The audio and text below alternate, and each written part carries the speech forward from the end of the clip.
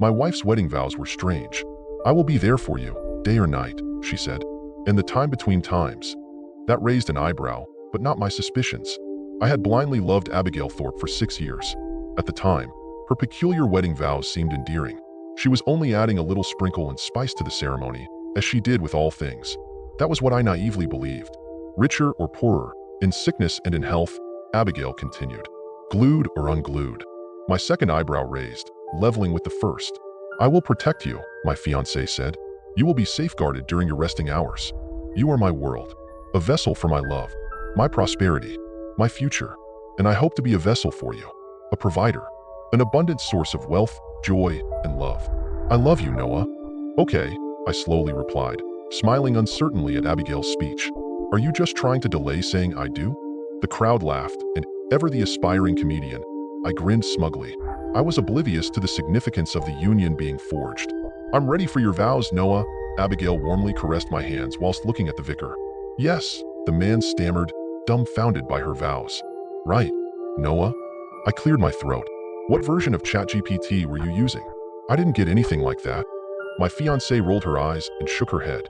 "Fine," I chuckled. "I'll be serious." "Okay." I summoned a deep breath, unmasking the clown to reveal a vulnerable man beneath. "Abigail, there is no other woman quite like you," I said. "From the moment we met, I was drawn to you. The only person goofier than me. I knew that I had to marry you, if only to prove to my parents that, comparatively, I'm not that weird." I heard my mother and father chortling from the front row. "You are boundlessly kind, intelligent, and beautiful. My one and only love, in this lifetime and any lifetime," I continued, pausing for the obligatory utterances of gooey approval from the crowd. "I love you, Abigail. And do you promise to be a vessel for my love?" She pressed, fidgeting on the spot. That was the only odd question which didn't surprise me. It was a vow my fiancé had requested, that we would both be love vessels for one another. Abigail had always been a poet, all teasing aside, and I viewed her entire declaration as a typical Abby oddity. The vessel vow was no different. It was just her unusual form of love language. Something sort of innuendo, perhaps, I thought, stifling a grin. "I promise to be a vessel for your love," I agreed. Once the words escaped my lips, I immediately caught a glimpse of something in Abigail's eye. The fleeting reflection of a shadow in the corner of the church.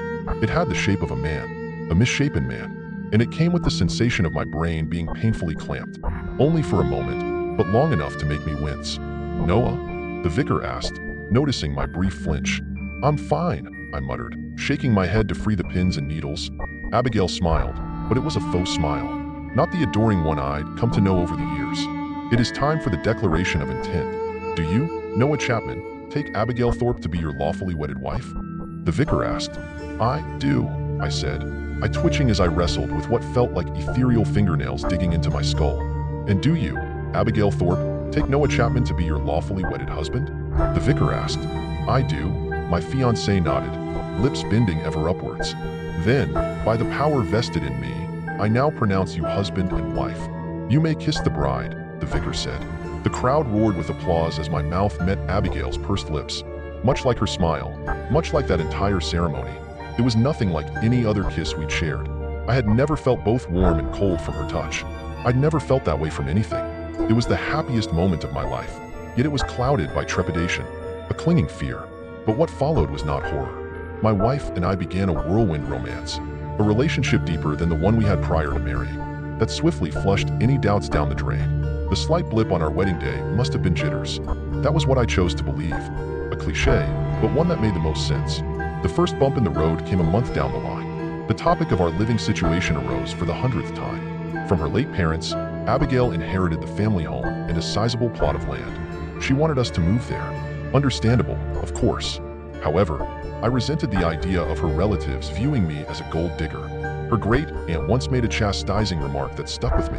"Everybody knows the Thorpe name," she huffed to Abigail. "I've got my eye on you, Chapman." The implication infuriated me. I was already financially stable before meeting Abigail. I worked as a senior software engineer. I didn't need the Thorpe fortune. "The house is yours," I told my wife. "Do what you want with it, but don't feel that you have to include me. It's your inheritance. I'd rather not move into that place." Abigail groaned. "Stop being so stubborn, Noah. It's not a handout. Okay, we're married. What's mine is yours." "Well, what about Chris?" I pointed out. Isn't he interested in it? Does he not resent your parents for leaving the estate to you? He inherited a sizable sum of money, the yacht and the lake house, Abigail said. My brother received just as much wealth as me. Does he see it that way? I asked. After all, we are talking about Thorpe Manor. That's your family's heritage. Heritage? Oh, please. Chris only cares about money, my wife laughed. You need to get over this, Noah. Nobody is going to despise you for living in that house with me. Forget my great-aunt Gertrude. She's a bitter old woman. An aunt, might I add, who my mother hated. Arguing with Abigail was like chewing skirt steak. It was tough, and it ended with jawache. Naturally, I eventually buckled and agreed to move to Thorpe Manor. In fairness, Abigail was right. I was being stubborn. I admit my flaws. Pride is one of them. In truth, I did want to move there. The property was one of unbeatable splendor, and I was secretly jubilant at the prospect of living in a manor. Marital bliss resumed. All seemed well for the following few months, better than ever before, as I said. I forgot all about the argument and the strangeness of our wedding day. And then came the migraines.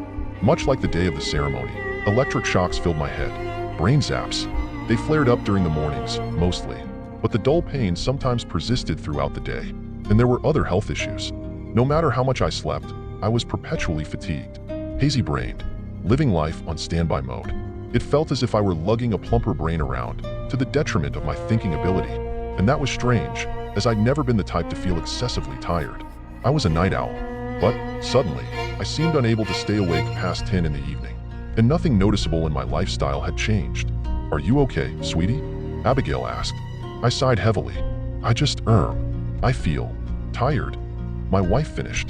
Lie down for a little while, honey. I'll cook dinner tonight. No, I said I'd do it. Don't you have to prepare for that presentation in the morning? I asked, but Abigail shushed me, and I thanked her, giving her a tight squeeze. Then, I waddled dozily to the manor's spacious lounge, picking one of the 3 sofas to rest my weary, weighty head. I slumped onto a cushion, and my body tumbled immediately into the land of Nod.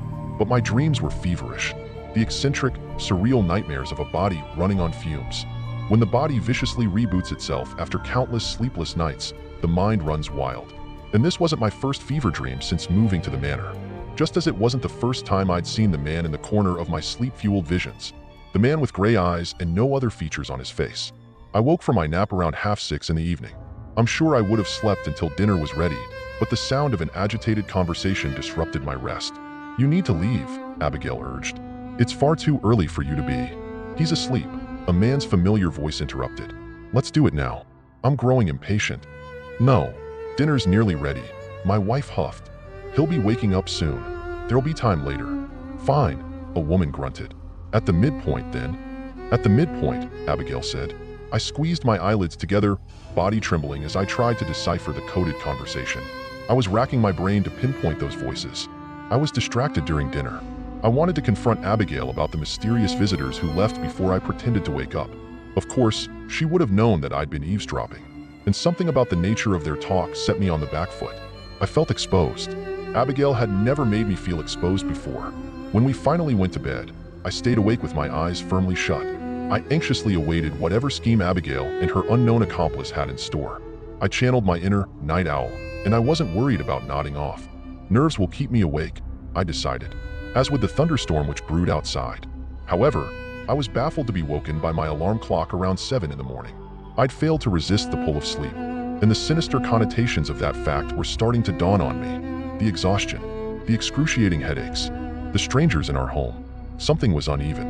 And, on this particular morning, there was something else. The legs of my joggers were dirty and sodden. Have I been sleepwalking outside? I wondered. I wasn't convinced, so I resisted the urge to mention anything to Abigail. It was all connected, somehow. My wife had something to do with it, and I devised a way to find answers. I would film myself, see whether I'd been getting up in the middle of the night, going for strolls, repeatedly bludgeoning my head, perhaps. There had to be a logical explanation for everything, even the conversation. You might have misinterpreted or misheard them, I suggested to myself. Or, better yet, it may have been a dream. With renewed confidence, I crossed my fingers that the video footage would clear up everything. After setting up the camera, I went to bed with giddiness in my gut. I longed to wake and finally have some answers. Unfortunately, the next day, there were no damp patches or grubby stains on my clothes. And the video recording revealed that I slept through the night. Over the following days, this continued to be the case. I was starting to lose faith until Chris came to stay. Much to my annoyance, Abigail's drunken brother, upon arriving at our manor, collapsed on the sofa. He won a sizable sum of money from gambling and immediately splurged it on a 2-day bender. It wasn't the first time that he'd earned and blown wealth. Is this going to be a recurring thing? I sighed. My wife shrugged. He's an addict, Noah. We have to support him. He's working on it. Maybe. He's also a sociopath, I said, and he never has to account for his actions. Abigail pouted. Look, he's still my brother. Besides, he actually came here to clear his head. Right? I nodded disbelievingly, rubbing my own pounding forehead. Speaking of which, the migraines are back. I'm going to bed. Okay, sweetie, my wife said, planting a kiss on my sore brow. Good night. The next morning, I woke to that familiar feeling of disorientation, and for the first time, I was glad about it. I knew exactly what it meant. I rushed to my computer, uploaded the footage from the hidden camera, and fast-forwarded through the events of the prior night. What the? I began. At midnight, Abigail's eyes opened fully. She lay on her back, as stiff as a plank, as if she'd never really been asleep, as if she were hardly human, for that matter. My wife rose like a machine, and her stiff limbs carried her to the bedroom door. When she opened it, Chris entered. It's time. Is he ready? My brother-in-law asked. Abigail nodded. Good, the man replied, before clearing his throat. At the midpoint, you unglue. In a blur of motion too fast to track, something awful happened. My body split in two.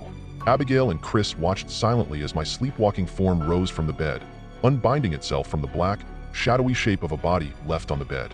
My real-life jaw fell. I watched as my wife and brother-in-law walked out of the room, followed by my zombified body.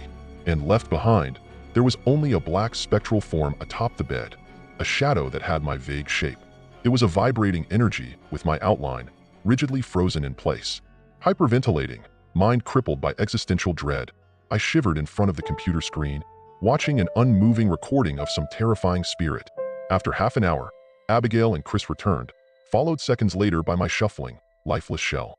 Are you satisfied? My wife asked Chris. Never, her brother coldly replied. Are you?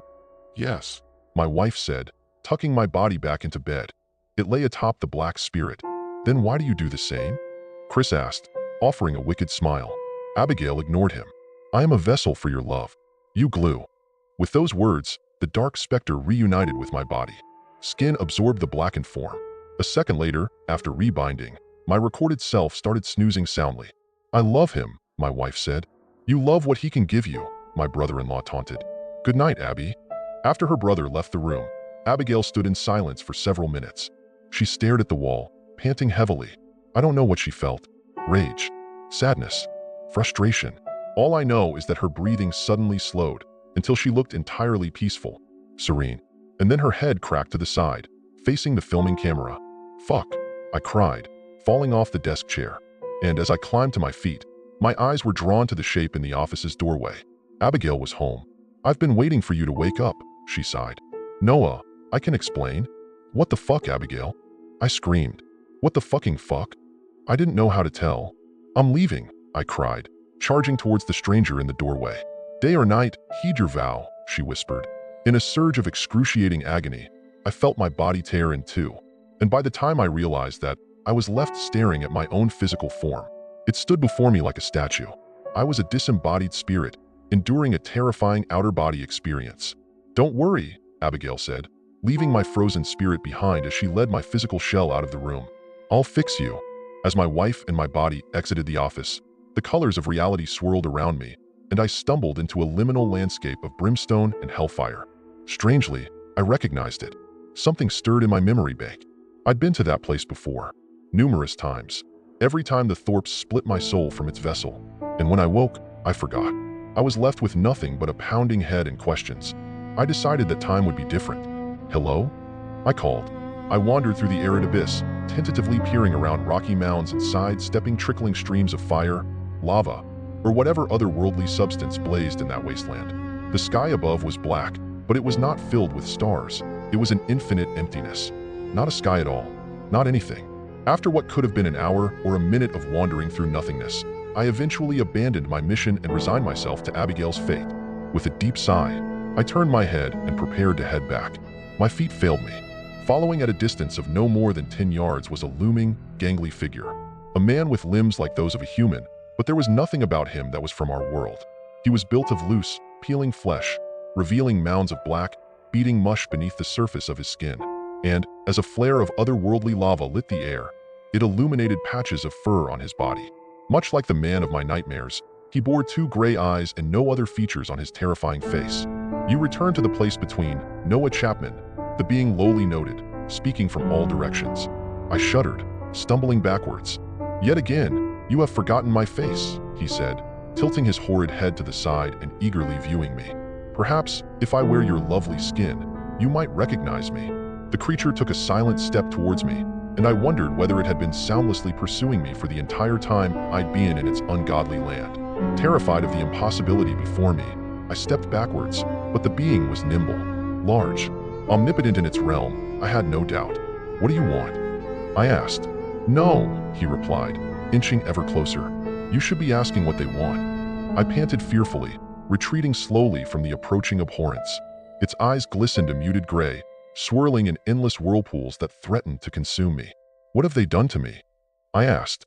Where am I? Better questions, the creature replied. They tied you to Abigail, and they are using you. As for this realm, you are in the place between places. I clawed my head frightfully. Using me for what?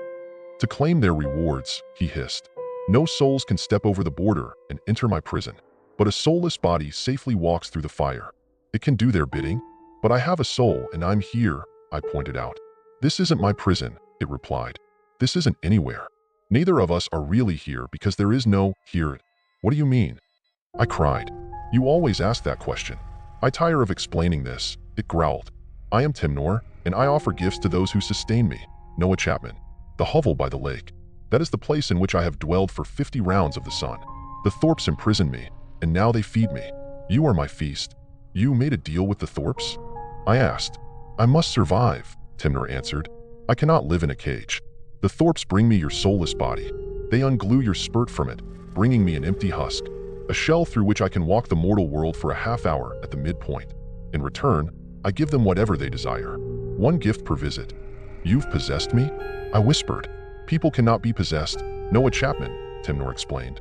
You are not your body. I gasped fearfully, and an unthinkable question spilled out of my mouth. Would you make a deal with me? The terrifying being finally stopped taking strides towards me. He surveyed me with great interest, crinkling his featureless face in a way that almost had the appearance of a direful smile. You have never asked that before, Noah Chapman, it replied. What manner of deal? I stammered, searching for the words. I want freedom from the Thorpes. Freedom from you. This place. All of it. And in return? It asked. If not your body, I require something else. I gulped. I don't have the stomach to sacrifice another human to you, even a cruel one. Oakwood, Timnor said. I paused. Oakwood? Yes, it continued. The Thorpes denied my request. I do not need much, just a taste. Why? I cautiously asked. It will unbind me from my prison, Timnor said. And they do not wish to unbind me. They need me, endlessly, again and again, for all of their selfish desires. I won't imprison you, I replied. I only need one thing from you. We need the same thing, it seems, Timnor noted. Freedom. Such sickly poetry. I am curious, however. Why haven't you ever fetched Oakwood for yourself? I asked. You've used my body as a vessel to leave your hovel on numerous occasions. I am bound by rules, the being hissed. Do we have a deal, Noah Chapman? Yes. Won't I forget this? I asked. As we speak, Abigail's taking my body to the lake. Yes, Timnor said. I sense her nearing. I shall have to leave this purgatory. And, as she always does, she will ask that I make you forget. Will you bring me the Oakwood if I lie?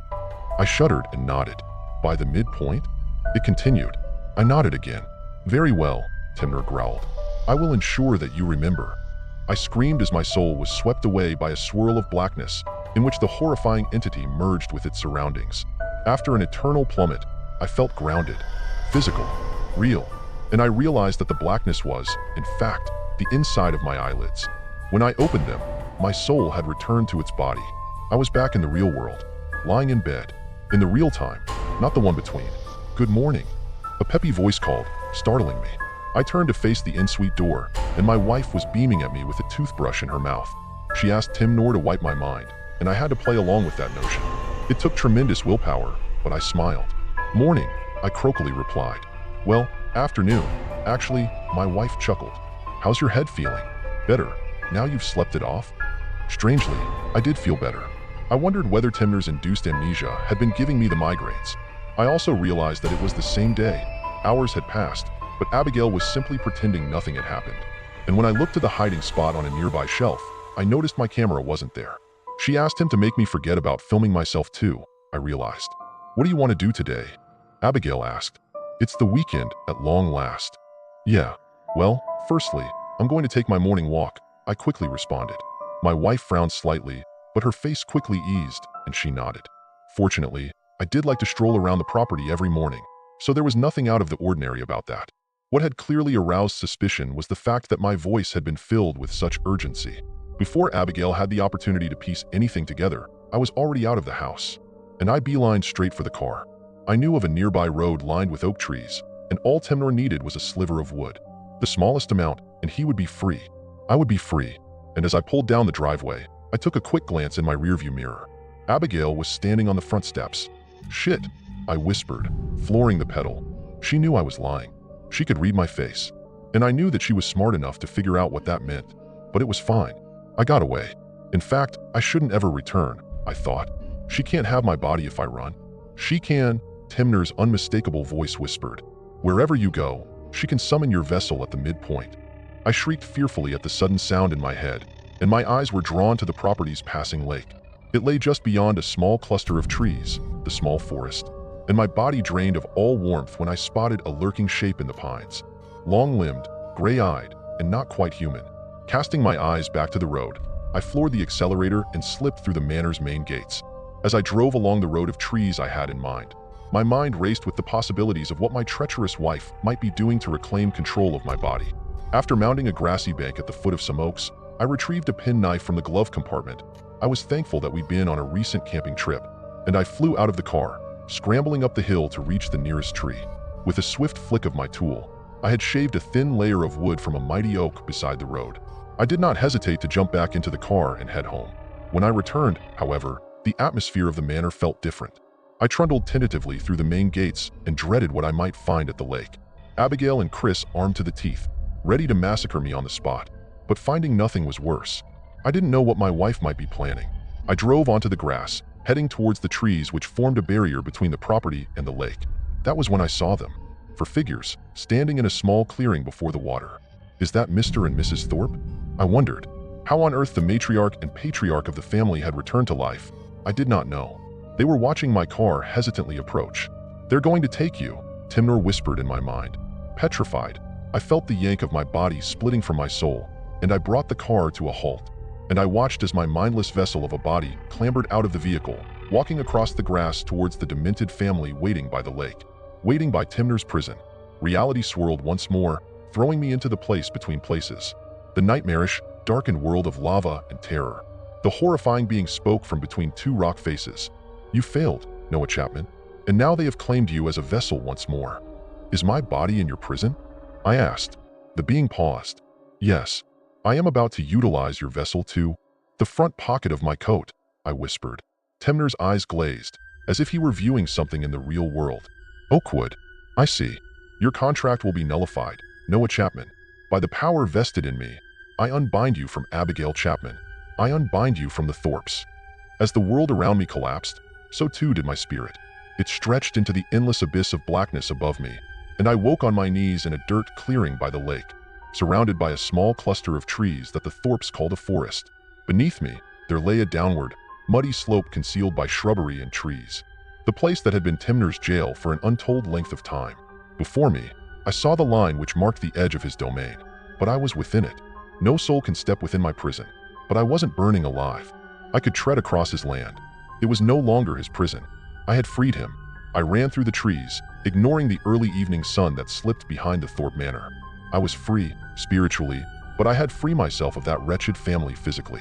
I jumped in my car, still sitting with an open driver's door on the grass. But it wasn't the only car around.